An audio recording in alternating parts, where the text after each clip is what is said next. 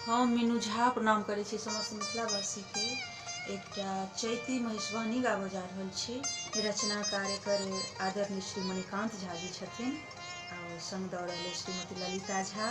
धन्यवाद। जय मिथिला, जय मैथिली।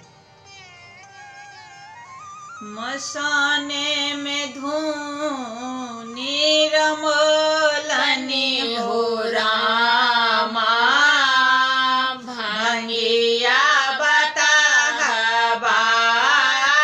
मसाने में धूनी रमोलनी हो रामा, भांगिया बताहबा।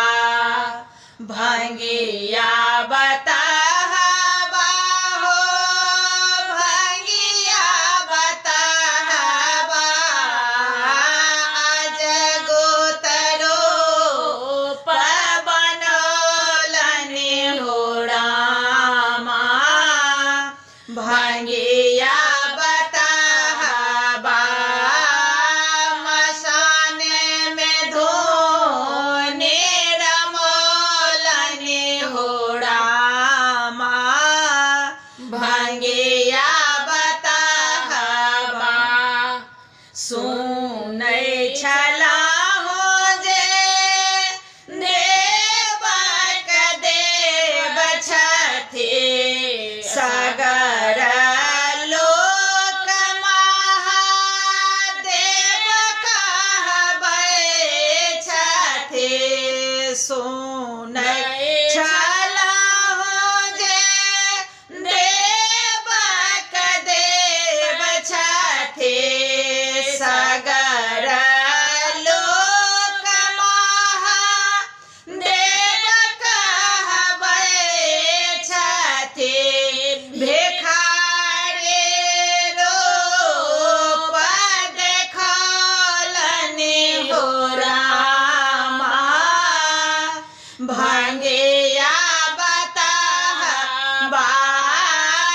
मसाने में धूनी रमोलनी हो रामा, भांगिया बताहबा। भूत प्रेत संग हिनकर यारी, पिशाच बैताल सब हिनक भैयारी। अंग विभूति रमोलनी हो रामा, भांगिया बताहबा।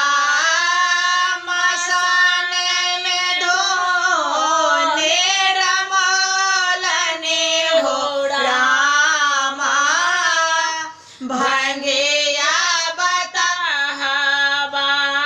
भनहि मणिकांत सुनो हे गौरी, छथि सदा शिव बुझुन अघोरी। छथि सदा शिव बुझुन अघोरी। जग भरि के हर सोलनि हो रामा, भांगिया बताहबा। मसाने में धूनी रमोलनी हो रामा।